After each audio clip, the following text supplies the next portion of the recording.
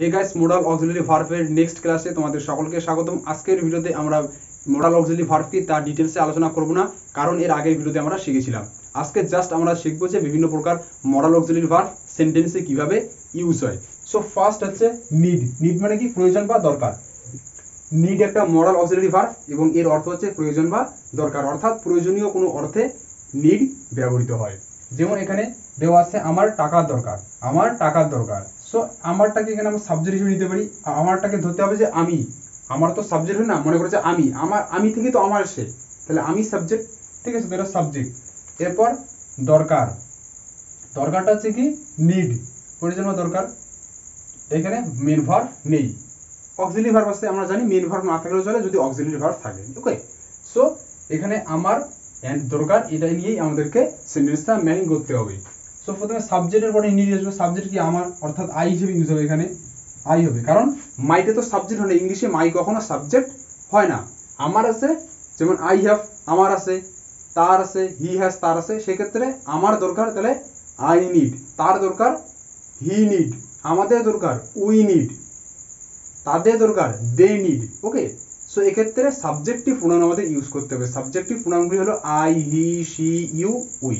ঠিক আছে, আমাদের প্রয়োজন এক্ষেত্রে কিন্তু উই হবে, আমাদের জন্য আওয়ার এটা হবে না, কারণ উই থেকে আওয়ারটা এসছে। আওয়ার একটা হচ্ছে প্রসেসিভ প্রোনাউন আর উই হচ্ছে সাবজেক্টিভ প্রোনাউন, অর্থাৎ সাবজেক্ট যখন হবে সেক্ষেত্রে আমরা উই ইউজ করব। ঠিক একই রকম সাবজেক্ট এখানে হচ্ছে আমার, এক্ষেত্রে আমরা আই ইউজ করব, মাই ইউজ করা যাবে না। ওকে ওকে, আই নিড মানে আমার দরকার।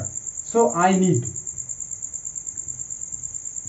বা আই হচ্ছে সাবজেক্ট, এরপরে নিড আসবে অর্থ অনুযায়ী, তাহলে আই এর পরে নিড আসলো। এরপর মেন ভার্ব তো এখানে নেই, জাস্ট অবজেক্ট বা কমপ্লিমেন্ট। সো এখানে টাকা আছে, আই নিড মানি।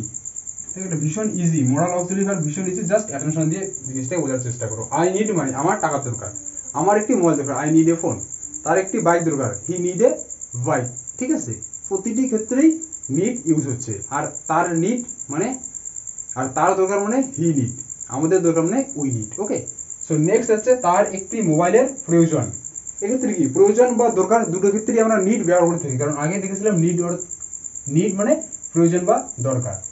সো এটা হবে তার দরকার বা তার প্রয়োজন, হি নিড। তার দরকার মানে হি নিড বা তার প্রয়োজন মানে হি নিড। হি এর সাবজেক্ট, এখানে ফার্স্ট হচ্ছে সাবজেক্ট প্যাটার্ন অনুযায়ী, তারপরে need modal auxiliary verb need আসলো, এরপর মেন ভার্ব। মেন ভার্ব এখানে মেন ভার্ব নেই, জাস্ট অবজেক্ট বা কমপ্লিমেন্ট আছে।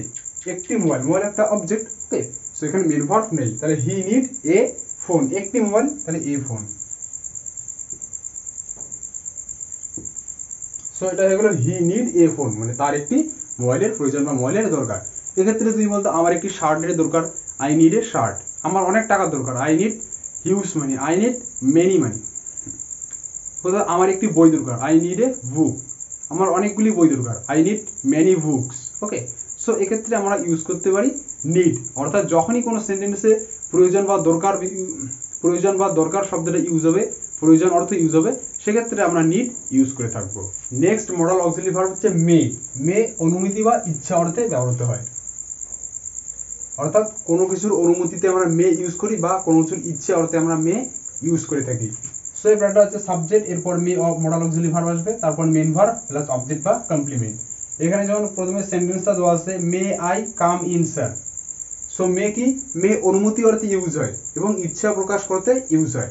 সেখানে may I come in sir, আমি কি ভিতরে আসতে পারি? স্যারকে বলেছে, স্যার আমি কি ভিতরে আসতে পারি? তো এক্ষেত্রে কি? স্যারের কাছে আমি অনুমতি যাচ্ছি। সো এক্ষেত্রে আমরা মে ভার্বটা ইউজ করলাম, মে আই কাম ইন। বা মে আই হেল্প ইউ, আমি কি তোমাকে সাহায্য করতে পারি? এইভাবে বলতে পারো যে আস্তে তুমি কাউকে দেখলা বিপদে পড়েছে, তাকে তুমি বলতে পারো যে আমি কি তোমাকে সাহায্য করতে পারি, তার কাছে একটা অনুমতি চাওয়াচ্ছে। সো এক্ষেত্রে কি বলতে পারো? May I help you. Okay, বা মে আই গো, আমি কি যেতে পারি? So next may you live long. May you live long মানে তুমি দীর্ঘজীবী হও, এটা আমার মনের ইচ্ছা। সো ইচ্ছা প্রকাশ পালেও কিন্তু আমরা মে ভার্ব ইউজ করে থাকি, যেমন এখানে দেওয়া আছে মে অনুমতি অর্থে ইউজ হয় প্লাস ইচ্ছা অর্থেও ইউজ হয়। মে ইউ লিভ লং মানে তুমি দীর্ঘজীবী হও, এটাও আমার মনের ইচ্ছা। তো এক্ষেত্রে মে ইচ্ছা সূচক একটি শব্দ হিসেবে ইউজ হচ্ছে, মে ইউ লিভ লং, তুমি দীর্ঘজীবী হও। বা may you pass the exam, তুমি এই এক্সামটিকে পাস করো। Okay, next will. উইলটা অ্যাকচুয়ালি টেন্সের ক্ষেত্রে ইউজ হয় ফিউচার টেন্সে, যেমন উইল ভবিষ্যৎ, অর্থাৎ ভবিষ্যতে কিছু ঘটবে, সেক্ষেত্রে আমরা উইল ব্যবহার করে থাকি। সো এটা একটা মডাল অক্সিলারি ভার্ব হলেও কিন্তু আমরা টেন্সে এই ব্যাপারটা দেখে থাকি। যেমন এর বাক্যগুলো এরকম হতে পারে, সে আগামীকাল এখানে আসবে। তোমরা এই প্যাটার্নটা দেখে বাক্যটাকে ইংলিশে ট্রান্সলেট করতে পারো। সো ফার্স্টে আমরা সাবজেক্টকে বেছে নেব, সে সাবজেক্ট, এরপর ভার্বকে বেছে নেব, আসবে, আসার আছে ভার্ব, মেন ভার্ব, এরপর আগামীকাল এখানে আসবে, তো এটা একটা কমপ্লিমেন্ট। ওকে, সো সাবজেক্ট এবং ভার্ব আমাদের বের হয়ে গেল। সো এখানে ফার্স্টে আমাদের সাবজেক্টকে নিতে হবে প্যাটার্ন অনুযায়ী। সাবজেক্ট সে হচ্ছে কি হি, এরপর আসবে ফিউচার অর্থাৎ ভবিষ্যৎ, তো এক্ষেত্রে আমরা উইল ব্যবহার করব। তো সাবজেক্টের পরে উইল হবে, ভবিষ্যৎ আসবে, করবে, এখন করবে না, করবে, বা আসবে, এখন আসবে না, পরে আসবে, তাহলে ফিউচার বা ভবিষ্যৎ। তো এক্ষেত্রে আমরা উইল ব্যবহার করে থাকি, সাবজেক্টের পরে উইল আসবে। সো হি এর পরে উইল আসলো, হি উইল, এরপর মেন ভার্ব, মেন ভার্ব কি আছে আসবে অর্থাৎ আসা, আসার ইংলিশ কি কাম, হি উইল কাম।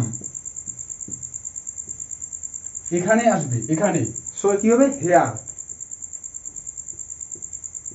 কখন আসবে আগামীকাল, আগামীকাল, আগামীকাল ইংলিশ হচ্ছে টুমোরো।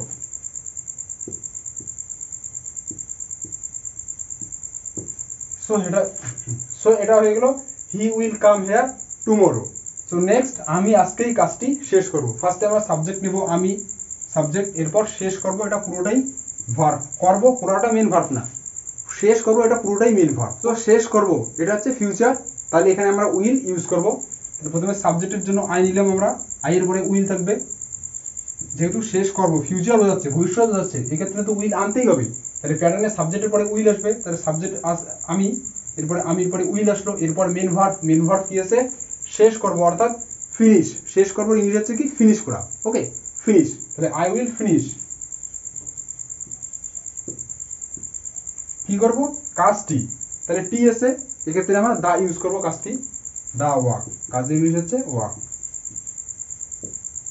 দা ওয়াক আজকেই অর্থাৎ টুডে। সো এটা হয়ে গেল I will finish the walk today. So এরকম করেই কিন্তু আমরা উইল ব্যবহার করে ফিউচার টেন্স ম্যাকিং করতে পারি। সো ভিডিওটি ভালো লেগে থাকলে একটা লাইক দিয়ে চ্যানেলটি সাবস্ক্রাইব করে বেল আইকনটি অন করে রাখবেন পরবর্তী লেটেস্ট সবার আগে পাওয়ার জন্য।